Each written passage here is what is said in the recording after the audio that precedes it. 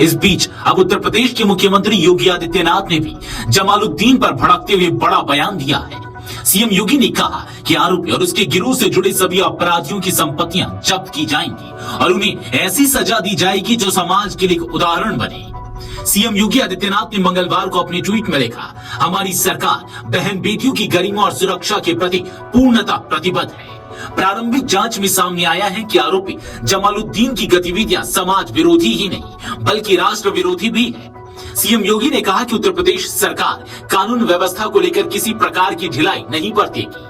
आरोपी और उसके गिरोह से जुड़े सभी अपराधियों की संपत्तियां जब्त की जाएंगी और उन पर सख्त कानूनी कार्रवाई की जाएगी। इसके साथ ही सीएम योगी ने अपने ट्वीट में आगे लिखा है कि राज्य में शांति, सौहार्द और महिलाओं की सुरक्षा को भंग करने वालों के लिए कोई स्थान नहीं है। उन्हें कानून के अनुसार ऐसी सजा दी जाएगी जो समाज के लिए उदाहरण बने। बता दें कि मुख्यमंत्री योगी आदित्यनाथ की यह प्रतिक्रिया ऐसे वक्त में आई है जब राज्य स्थित बलरामपुर में जमालुद्दीन के घर पर पुलिस की मौजूदगी में बुलडोजर चला है। बलरामपुर स्थित उतरौला में छांगुर बाबा और उसके सहयोगियों की संपत्ति पर बुलडोजर चला।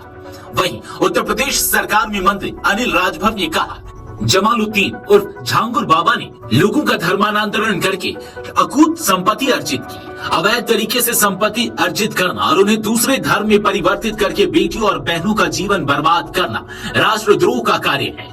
अगर कोई इस तरह की संपत्ति अर्जित करता है तो बुलडोजर चलेगा।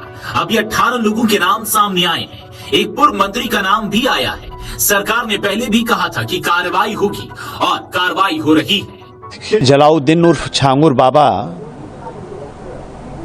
धर्म परिवर्तन कराकर अकूत संपत्ति उसने कमाई है और मुझे लगता है कि अभी तो ये शुरुआत है।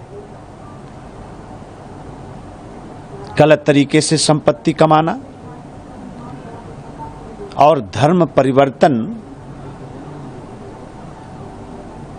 बेटियों बहनों के जीवन को बर्बाद करके जो उसने काम किया है, मैं समझता हूं कि राष्ट्रद्रोह जैसा गुनाह उसने किया है। तो इस तरह से संपत्ति अर्जित करना, बुलडोजर तो चलना ही है और बुलडोजर कार्रवाई सरकार कर रही है। अभी आप देखते जाइए, अभी तो 18 लोगों के नाम सामने आए हैं। कोई पूर्व मंत्री का भी नाम सामने आ रहा है, एक धर्म विशेष के मंत्री का, और भी पता नहीं कितने लोग शामिल इसमें होंगे। अभी भी पता नहीं कितनी संपत्ति का पता लगना है।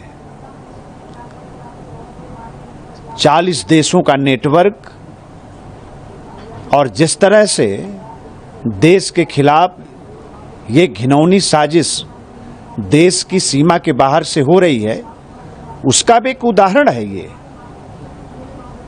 सरकार ने पहले कहा कि हम सख्त कार्रवाई करेंगे, कार्रवाई हो रही है। बता दें कि झांगुर बाबा को एटीएस ने धर्मांतरण के मामले में गिरफ्तार किया है।